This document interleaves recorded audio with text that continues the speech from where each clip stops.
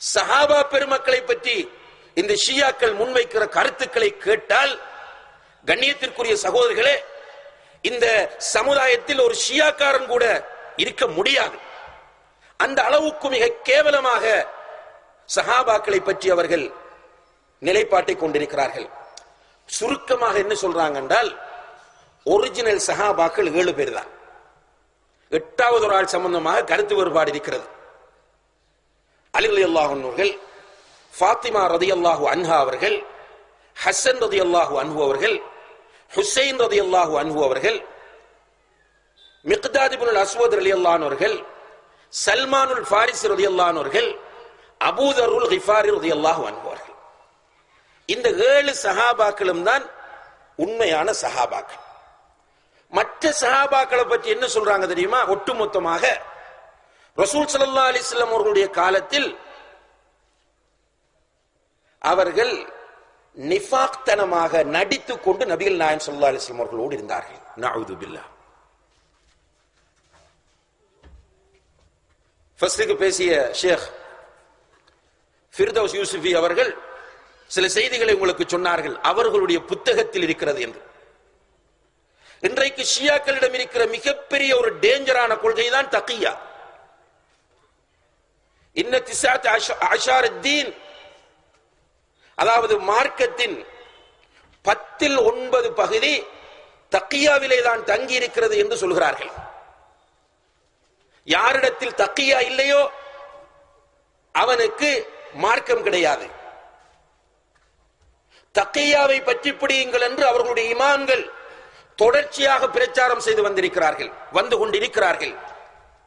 அவர்களுடைய கிதாபுகள் எல்லாவற்றிலும் இந்த தக்கியா வலியுறுத்தி எழுதப்பட்டிருக்கிறது. இந்த தக்கியா என்ற இரட்டை வேடம் போடும் அவர்களுடைய கொள்கை, இந்த கொள்கையை வைத்துத்தான் அவர்கள் வாழ்ந்து கொண்டிருக்கிறார்கள். நம்முடைய இளைஞர்களை இந்த கொள்கையை வைத்துத்தான் அவர்கள் வழிகெடுத்துக் கொண்டிருக்கிறார்கள். நம்முடைய பெண்கள் மத்தியில் இந்த கொள்கையை வைத்துத்தான் அவர்கள் வாழ்ந்து கொண்டிருக்கிறார்கள். இன்றைக்கு நம்முடைய சகோதரர்கள் மத்தியிலே திருமண உறவுகளை அவர்கள் ஏற்படுத்துவதற்கும் இந்த கொள்கைதான் காரணம். நம்மிடம் வந்து பேசும்போது சஹாபாக்களை நேசிப்பதை போன்று பேசுவார்கள். சஹாபாக்கள் யாரையும் நாங்கள் குறை சொல்லுவதில்லை என்பது போன்று பேசுவார்கள். அப்படி என்றால் அவர்கள் டிக்ளேர் பண்ணட்டும், பகிரங்கமாக மேடை போட்டு பேசட்டும், துண்டு பிரசுரம் அடித்து வெளியிடட்டும். உசூல் காபி என்ற குலைனியுடைய புத்தகத்தை நாங்கள் நிராகரிக்கிறோம், பிஹாருல் அன்வாரை நாங்கள் நிராகரிக்கிறோம். எங்களுடைய இந்த என்று சொல்லப்படுகிற ஷியாக்களுடைய புத்தகங்கள் என்று சொல்லுகிற அத்தனை புத்தகங்களும் போய் இட்டுக்கட்டப்பட்டவை, அவைகளை எரித்து நாசமாக்குகிறோம் என்று அவர்கள் மக்கள் மத்தியிலே வந்து சொல்லட்டும். சொல்ல மாட்டார்கள். ஏனென்றால் அது அவர்களுடைய வேத நூல். இமாம் புகாரியுடைய இடத்திலே குலைனியை வைத்திருக்கிறார்கள். அவன் எழுதிய புத்தகத்தை அவர்கள் வேத நூலாக கொண்டிருக்கிறார்கள். அதிலே இருக்கிறது சஹாபாக்களை திட்டக்கூடிய செய்திகள். இங்கே வந்து நாடகம் ஆடுகிறார்கள். நீங்கள் கேட்க வேண்டிய கேள்வி இதுதான், குலைனியை ஏற்றுக்கொள்கிறீர்களா இல்லையா? குலைனியை நீங்கள் ஏற்றுக்கொண்டால் சஹாபாக்களை காபிர் என்று நீங்கள் சொல்லுகிறீர்கள். குலைனியை ஏற்றுக்கொள்ளவில்லை என்றால் பகிரங்கமாக நீங்கள் அறிக்கை விடுங்கள், குலைனி பொய்யன். எப்படி யாசிர் அல் ஹபீப் என்ற அந்த ஹபீஸை நீங்கள் ஏற்றுக்கொள்ளவில்லை என்று சொல்கிறீர்களோ, அவர்களுடைய சில அறிஞர்கள் சொல்லுகிறார்கள் என்று. இன்று குவைத்தை சேர்ந்த லண்டனிலே ஒருவன் இருக்கிறான், யாசிர் அல் ஹபீப் என்பது அவனுடைய பெயர். ஷேக் யாசிர் .com என்று நீங்கள் அடித்து பார்த்தால் அவனுடைய வெப்தளத்தை பார்க்க முடியும். அவன் பேசக்கூடிய செய்திகளை கேட்டால் ஒவ்வொரு இளைஞனும் துடித்து போய் விடுவான். கண்ணியத்திற்குரிய சகோதரர்களே, இங்கே பேச வருவதற்கு முன்னால் அவனுடைய சைட்டை சும்மா பார்த்தேன். அங்கே ஒரு செய்தி எழுதியிருக்கிறான், சஹாபாக்களை பற்றி அவனுடைய நிலைப்பாடு என்ன எழுதியிருக்கிறான் தெரியுமா?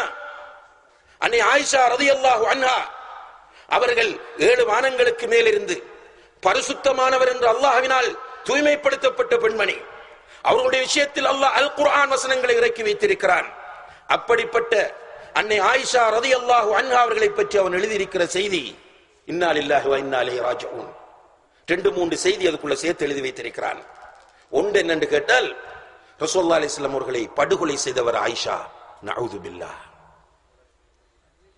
ரசூலுல்லாஹி அலைஹி வஸல்லம் அவர்களுடைய மரண தருவாயில் அவர்கள் இருக்கும் போது அவர்களுடைய வாயில் ஒரு வித்தியாசமான பொருளை ஆயிஷா வைத்தார்.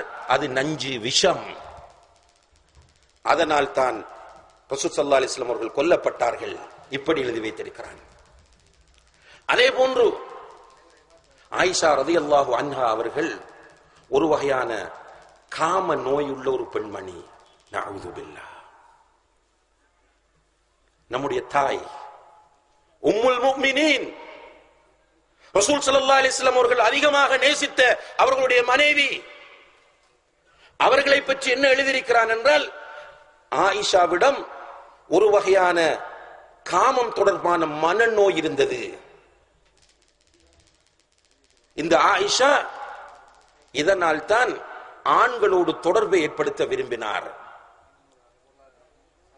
தன்னுடைய சாச்சா அல்லது பெரியப்பாவின் மகனான தல்ஹாவோடு அவருக்கு தொடர்பு இருந்தது. ரசூல் ஸல்லல்லாஹு அலைஹி வஸல்லம் எப்ப மௌத்தாவாங்கன்னு பார்த்துட்டு இருந்து தல்ஹாவை திருமணம் செய்து கொள்கிறார்.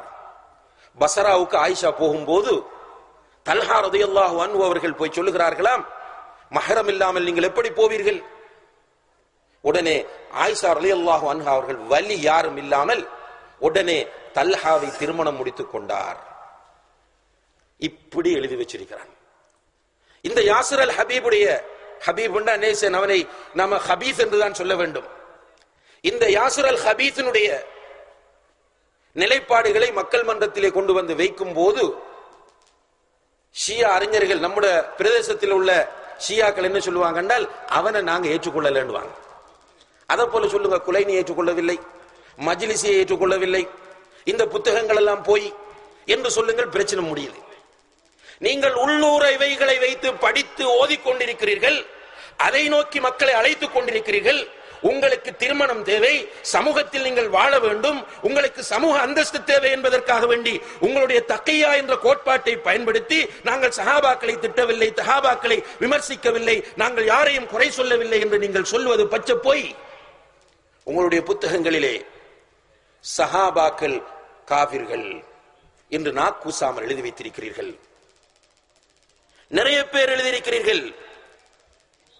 மஜ்லிசி ஹக்குல் யகீன் என்ற புத்தகத்திலே, பாரிசி மொழியிலே எழுதப்பட்ட அந்த புத்தகத்திலே, அதே போன்று இன்னும் பலர்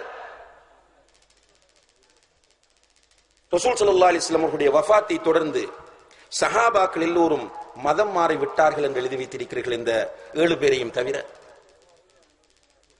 இப்படிப்பட்ட நிலைதான் சஹாபாக்களை பற்றி ஷியாக்களுடைய நிலைப்பாடாகும். அதிலும் அவர்களுக்கு அறவே பிடிக்காதவர்கள் அபூபக்கர் ரலியல்லாஹு அன்ஹு அவர்கள், உமர் ரலியல்லாஹு அன்ஹு அவர்கள். இவர்களை குறைஷிகளின் 2 சிலைகள் என்று சொல்வார்கள். அபூபக்கர் ரலியல்லாஹு அன்ஹு அவர்கள் மீது இல்லாத பொல்லாத செய்திகளை எல்லாம் இட்டுக்கட்டி இருக்கிறார்கள். அவர்களுடைய தஃப்சீருல் ஐயாஷி என்ற ஒரு தஃப்சீர் இருக்கிறது. அந்த தஃப்சீருல் ஐயாஷியிலே அவர்கள் ஒரு கதை எழுதுகிறார்கள். கண்டிப்பாக அது பொதுமக்களுக்கு சொல்லப்பட வேண்டிய கதை. ரசூலுல்லாஹி அலைஹி வஸல்லம் அவர்கள் மரணித்தால் அல்லது கொல்லப்பட்டால், அவர் மரணித்தால் அல்லது கொல்லப்பட்டால் என்று வருகிற இடத்தில் தஃப்சீர் எழுதுகிறார்கள், அல்லாஹ்வுடைய தூதர் மரணிக்கவில்லை, கொல்லப்பட்டார்கள் என்று. ஒரு நீண்ட சம்பவம்.